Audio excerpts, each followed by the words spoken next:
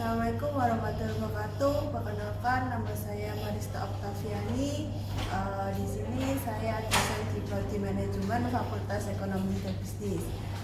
Dalam pembelajaran ini saya mengampu mata kuliah penganggaran perusahaan, di mana mata kuliah penganggaran perusahaan ini adalah sifatnya mata kuliah wajib di Prodi Manajemen. Penganggaran perusahaan ini ialah kita mendeteksi bagaimana merencanakan penyusunan anggaran sampai nanti proses finishingnya dalam penyusunan laporan keuangannya. Oke, berikut adalah lampiran RPS yang akan saya jelaskan. Selama RPS ini disusun untuk pembelajaran selama 1 semester. Selain itu, penganggaran perusahaan bobot SKS-nya adalah 3 SKS. Oke, demikian pengantar dari saya. Berikut adalah lampiran dari RPS saya. Terima kasih. Nah, di sini ini adalah RPS rencana pembelajaran selama 1 semester. Pada rencana pembelajaran ini untuk bobot SKS-nya di sini ada 3 SKS, di mana 2 teori dan 1 adalah praktek untuk bobotnya. Nah, untuk selanjutnya untuk CPL pembelajaran ini sudah sesuai dengan Prodi Manajemen di Universitas Muhammadiyah Surabaya, di mana ada sikap, yaitu penganggaran perusahaan ini memiliki sikap bertanggung jawab dalam pekerjaan atau bidang keahlian. Yang kedua yaitu keterampilan umum, yaitu pengambilan keputusan dalam secara tepat dalam penyelesaian bidang keahliannya, terutama di sini adalah sesuai dengan mata kuliah yaitu keuangan berdasarkan hasil analisis terhadap informasi data. PI-nya yaitu pengetahuannya, yaitu kita memahami terkait dengan konsep teoritis, metode, perangkat analisis, dan fungsi manajemen. Dan sehingga dapat memahami juga bagaimana fungsi organisasi serta jenis-jenis organisasinya. Sedangkan JPL yang terakhir di sini adalah mampu menyusun pelaporan internal sesuai dengan kebutuhan manajemen perusahaan. Selain itu, setelah dari JPL kita turun pada JPMK, di mana penganggaran ini yaitu kita melihat kemampuan atau memahami kemampuan mahasiswa dalam penyusunan anggaran perusahaan. JPMK terdiri dari 12 JPMK. Yang pertama, mahasiswa dapat memahami perencanaan dan penganggaran perusahaan. Yang kedua yaitu fungsi dan jenis anggaran. Yang ketiga menggunakan metode trend. Keempat adalah mahasiswa mampu menyusun anggaran operasional dan anggaran jualan. Yang kelima, mahasiswa mampu menyusun anggaran produk. Yang keenam adalah anggaran bahan baku dalam penyusunan. Yang ketujuh adalah anggaran sediaan. Sedangkan JPMK 8 adalah anggaran piutang, JPMK yang 9 adalah anggaran kas, JPMK 10 adalah anggaran utang dan modal, dan JPMK 11 dan 12 itu kita bagaimana menyusun anggaran pada perusahaan dagang dan perusahaan jasa. Jadi perusahaan dagang dan perusahaan jasa serta perusahaan manufaktur dalam sistem penyusunan anggarannya itu berbeda-beda. Jadi kalau perusahaan manufaktur mulai bahan penyusunan anggaran kita pesan bahan baku sampai menjadi bahan jadi, sedangkan kalau dagang bagaimana penyusunan anggaran yang kita jual.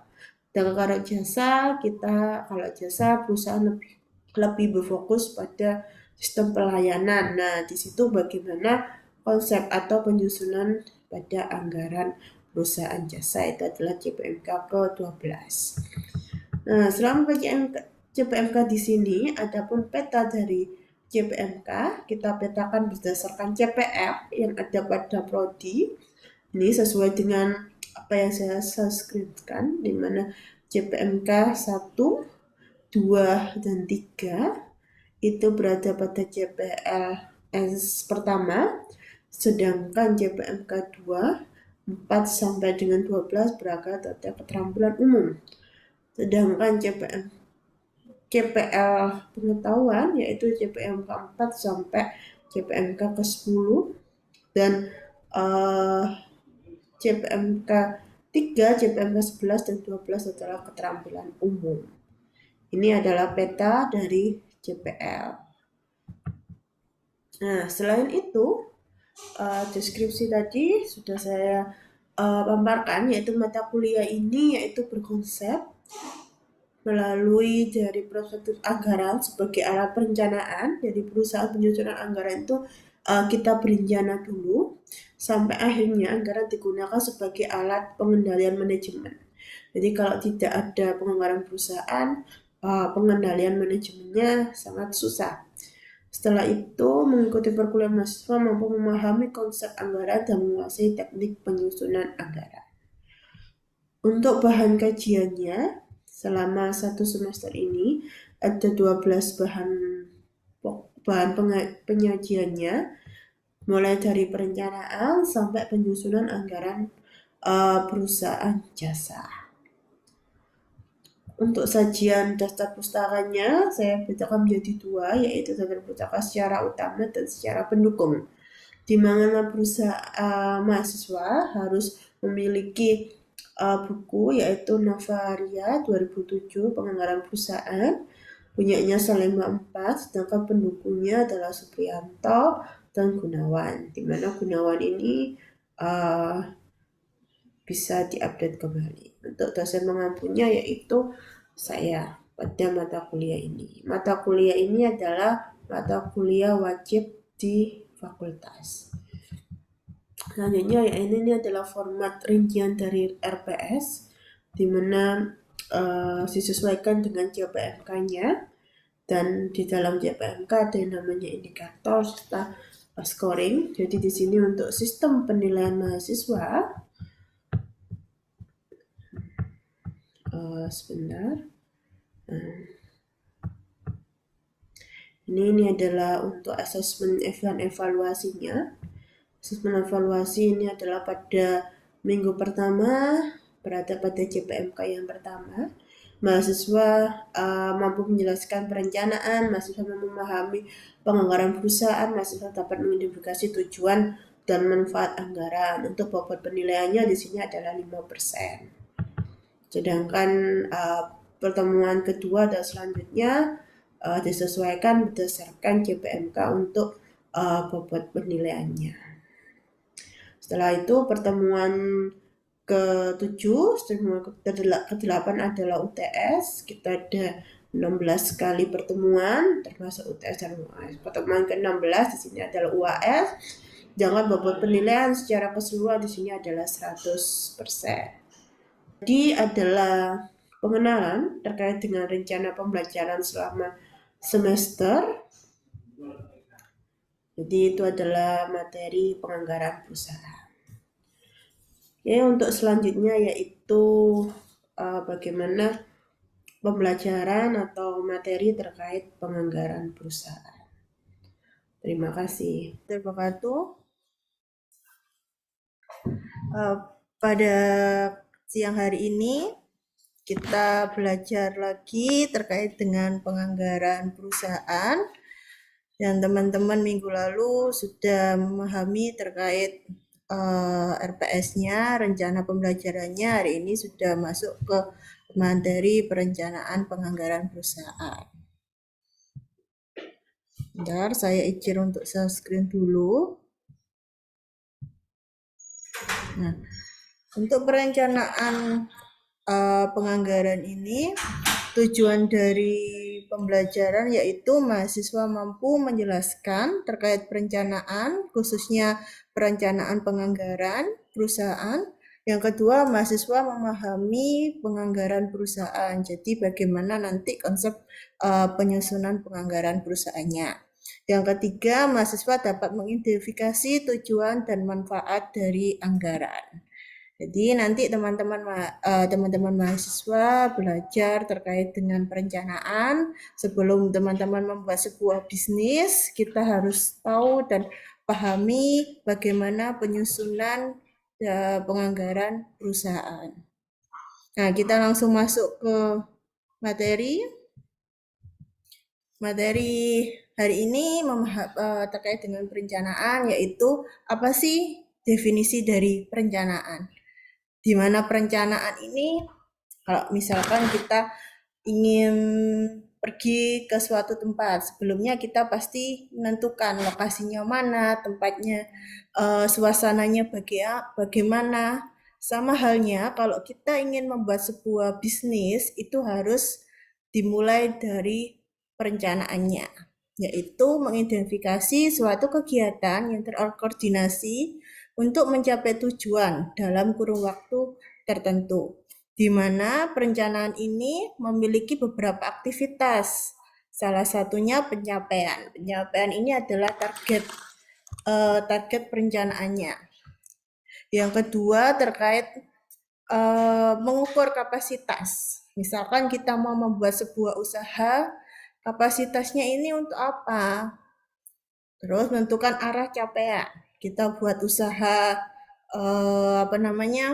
jualan makanan, capaian apa yang kita dapat? Kalau usaha itu kan tujuan awalnya kita ingin mendapatkan keuntungan, serta menentukan langkah untuk mencapai. Perusahaan itu biasanya ada sebuah visi misi. Visi misi itu tujuan untuk mencapainya itu bagaimana, itu adalah salah satu langkah-langkahnya. Selain itu, perencanaan ini memiliki yang namanya tujuan, di mana ada memberikan arahan kepada manajer dalam pengambilan keputusan operasional sehari-hari. Jadi kegiatan operasional yang ada di dalam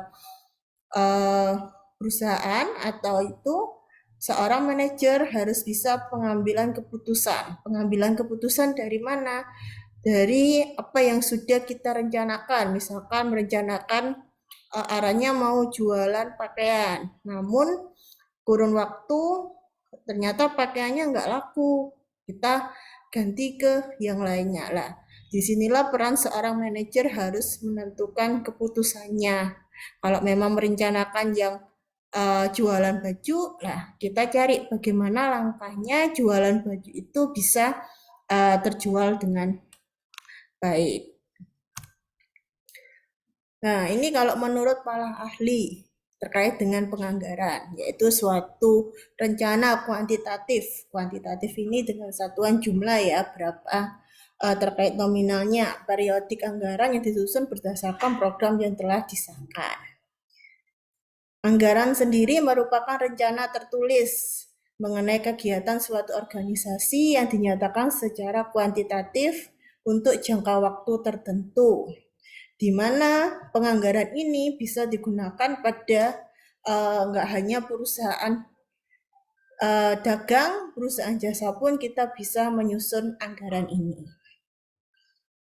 Selain itu, anggaran juga sebagai alat dari manajemen. Manajemen kan ada 5 fungsi manajemen itu. Salah satu fungsi manajemen, salah satunya adalah perencanaan. Jadi sebelum kita menyusun anggaran, kita harus tahu rencananya mau dibuat apa.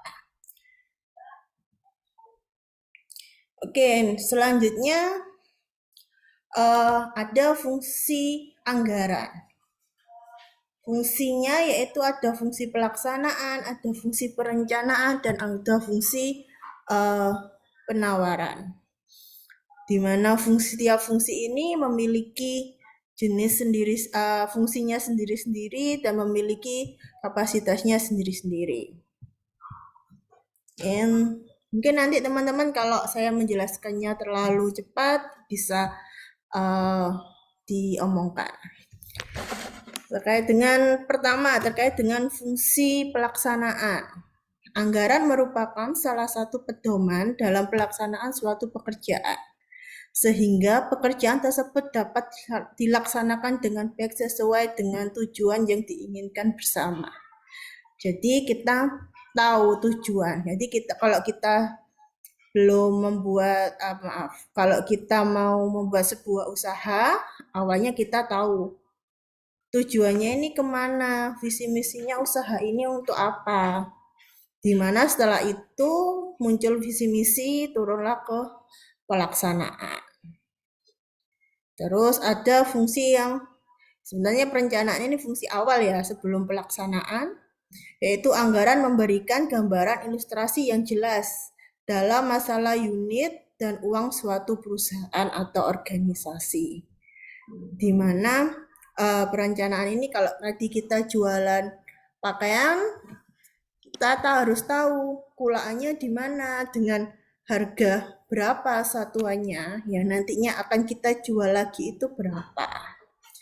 Yang ketiga adalah fungsi penawaran, yaitu anggaran merupakan salah satu alat pengawas atau pengendalian. Pengawasan berarti melakukan evaluasi atau menilai atas pelaksanaan suatu pekerjaan. Misal tadi kita kulaan 500.000. Nah, kita jual dengan harga 600.000. Kalau kita jual lebih murah daripada harga yang kita beli, nah itu perlu adanya pengendalian. Kenapa kok kita banting harga sampai besar-besaran? Nah, disinilah fungsi penawaran perlu dilakukan, harus ada alat pengawasan maupun alat pengendalian. Itu harus ada evaluasi terkait dengan penganggaran. Apa yang sudah kita anggarkan itu harus sesuai dengan apa yang dilaksanakan. Nah, ini tadi sudah saya singgung terkait dengan awalnya. Tahapan dari perencanaan di sini, yaitu awalnya adalah penetapan visi dan misi. Jadi kalau kita mau buat sebuah perusahaan atau sebuah usaha, visi misinya apa? Inginkah membesarkan usaha tersebut ke awalnya kita di lingkup kota, nanti akan kita buka cabang di daerah maupun di tingkat yang kota-kota lainnya. Setelah kita ada muncul yang namanya visi atau misi, itu muncul turunlah ke namanya tujuan dan strategi. Strategi apakah yang harus kita buat dalam mengembangkan yang namanya usaha? Misalkan strateginya kita menerapkan diskon, kita harus memberikan diskon jika pembeli itu membeli dengan jumlah yang banyak. Nah, itu adalah salah satu bentuk strategi. Strategi ini banyak. Sebelum kita menyusun yang namanya strategi, kita harus menganalisis beberapa apa yang ada di lingkungan internal maupun eksternal. Kenapa muncul yang strategi tersebut? Nanti ada analisis internal ataupun eksternal dalam penyusunan yang namanya anggaran. Nah, yang ketiga ini adalah penyusunan program. Programnya apa? Misal kita ada jualan pakaian. Pakaian ini diperuntukkan untuk kalangan kecil, menengah, atau orang yang yang high class. Nah, ini adalah programnya sendiri. Kalau kita memilih pembelian pakaian di orang yang kalangan menengah, ya kita sesuaikan dengan budget atau nanti yang akan dijualkan disesuaikan untuk proporsi harganya. Tapi kalau yang lainnya, tetap kita juga harus ada yang namanya analisis pasar. Kita harus menentukan targetnya ini mana saja. Terus yang terakhir baru kita menyusun anggaran. Kalau sudah muncul yang namanya target, turunlah ke penyusunan anggaran perusahaan. Berapa sih harganya, harga perolehannya?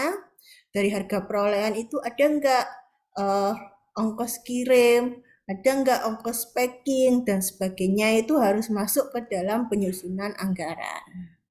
Gitu teman-teman sekalian. Nah, ya, apakah ada yang perlu ditanyakan sebelum saya lanjutkan ke materi selanjutnya?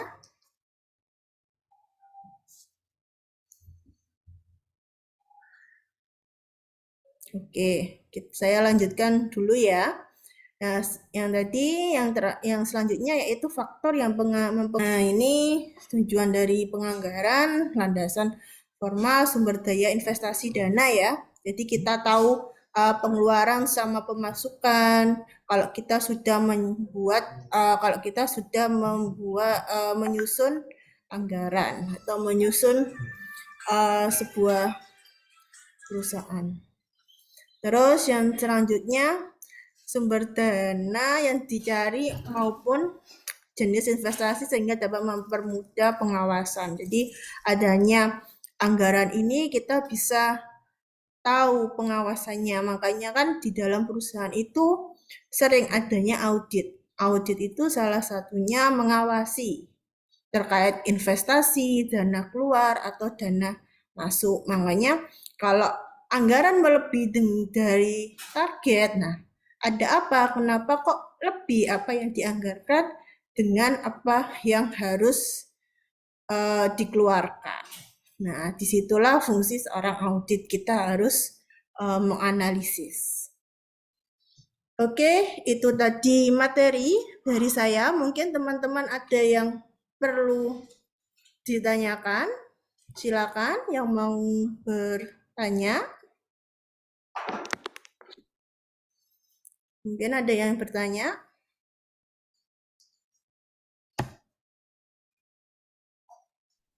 Ibu, saya izin bertanya. Oke, Mas Alif Firmansyah. Silakan, Mas Alif. Assalamualaikum warahmatullahi wabarakatuh. Waalaikumsalam warahmatullahi wabarakatuh. Sebelumnya perkenalkan, saya Ali Firmansyah dengan 2019-122-1060. Saya izin bertanya, jika saya mau membuat usaha jualan bakso, bagaimana menyusun perencanaan yang tepat, Bu? Terima kasih. Oke, terima kasih Mas Alif. Jadi tadi Mas Alif pengen jualan bakso. Bagaimana cara penyusunan anggaran? Nah, bakso ini bahan bakunya apa? Bahan bakunya apa Mas Alif bakso ini? Bahan utamanya itu kan daging sapi, Bu. Oh ya, bahan utamanya daging sapi. Selain itu Ada tepung ada dan tepung, lain-lain. ada bumbu-bumbu dan sebagainya. Nah, kita harus tahu bahan pokoknya apa? Bahan pokoknya daging. Daging ini kita harus beli berapa kilo. Nah, sebelum kita tahu berapa kilonya, kita harus tahu targetnya. Targetnya bakso ini dijual satu hari kita bisa menjual berapa porsi. Misal kita bisa menjual 50 porsi. 50 porsi, satu mangkok itu membutuhkan berapa pentol kah? Misalkan membutuhkan 5 pentol.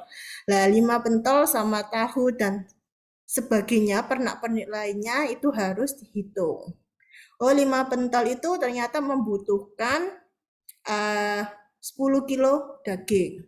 10 kilo dengan kapasitas satu mangkoknya 5 pentol dan satu hari itu bisa menjual 50 mangkok. Nah, dari 50 itu 1 kilonya berapa harganya dagingnya? Misalkan 100.000 ya, kita kalikan. Selain itu, oke, gitu ya Mas Alif.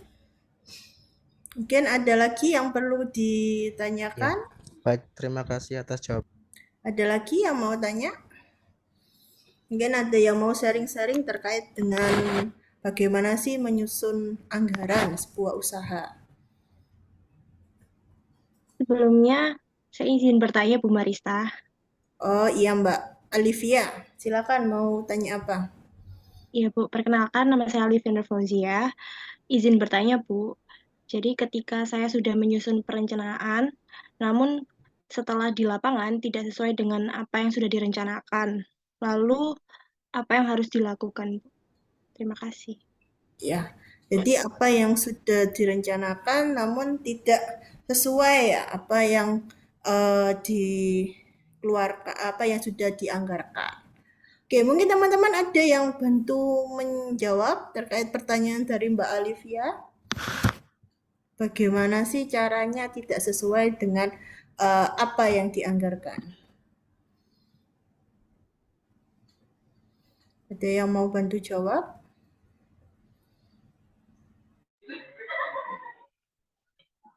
Saya mau bantu jawab, Bu. Oke, Mbak Nurmaya, silakan. Mohon maaf, ini suara saya agak serak. Suaranya habis konser ini Mbak Nurmaya sepertinya. Silakan. Saya mau jawab. Sebenarnya itu kan perencanaan sendiri itu memiliki tujuan, di mana memberikan arahan kepada manajer dalam pengambilan keputusan operasional yang dilakukan setiap harinya. Jika ada yang sudah direncanakan tapi tidak sesuai dengan apa yang sudah direncanakan ya sebelumnya, harus membuat perencanaan atau membuat rencana B atau plan B. Jadi misal ada yang membuat usaha bakso yang awalnya direncanakan itu anggarannya 500.000, namun lapangannya pengeluarannya membengkak jadi 600 atau sampai 800.000. Nah, sisanya itu bisa diakui sebagai hutang dan akan ditambahkan pada penganggaran di periode selanjutnya. Seperti itu. Oke, makasih Mbak Nurmaya. Jadi gini Mbak Alivia, sebelum kita menyusun yang namanya anggaran, kita harus tahu pasti apa sih yang harus kita rencanakan, apa yang harus kita buat. Sehingga tujuannya apa? Kalau ada melesetnya, itu kita sudah bisa memplanning yang lainnya. Misal tadi Alif jualan bakso, kita anggarkan 200.000 untuk pembelian bahannya. Nah, ternyata setelah harga bahan bakunya naik menjadi 300, nah kita bisa akuisisi yang 100 nanti dijadikan sebagai hutang dan nanti akan diakumulasi di periode berikutnya atau di anggaran di berikutnya. Kalau kita sudah memiliki yang namanya laba, hutang dari apa yang kita anggarkan itu harus dibayarkan. Gitu Olivia. Baik Bu Marista, terima kasih Bu atas jawabannya. Oke, sama-sama. Mungkin satu lagi sebelum kita akhiri untuk perkuliahan ini, ada lagi? Izin bertanya Bu Marista. Ya, Mbak Marlinda silakan. Baik, sebelumnya perkenalkan nama saya Marlinda Nur Aisyah. Di sini saya ingin bertanya, apakah setelah menyusun anggaran perusahaan kita masih perlu menyusun laporan keuangan Bu Marista? Ya. Oke, jadi kalau kita sudah menyusun anggaran perusahaan, kita perlu menyusun laporan keuangan. Ya, sangat perlu. Karena anggaran yang kita susun, anggaran itu posisinya di awal. Kita mau merencanakan sebelum kita eksekusi, kita harus membuat yang namanya anggaran. Tapi kalau laporan keuangan itu yang sudah kita laksanakan setelah proses, telah kita lakukan kalau laporan keuangan teman-teman paham ya, pembuatannya pasti di akhir tahun. Tapi laporan keuangan itu enggak selalu akhir tahun, ada yang laporan triwulan, ada yang bulanan. Jadi tetap untuk laporan keuangan tetap kita buat. Gitu Mbak Marlinda. Laporan keuangan ada 5, teman-teman sudah belajar di semester sebelumnya pastinya, sudah tahu. Itu ya Mbak Marlinda. Baik, terima kasih Bu Marista atas jawabannya. Ya, oke. Itu tadi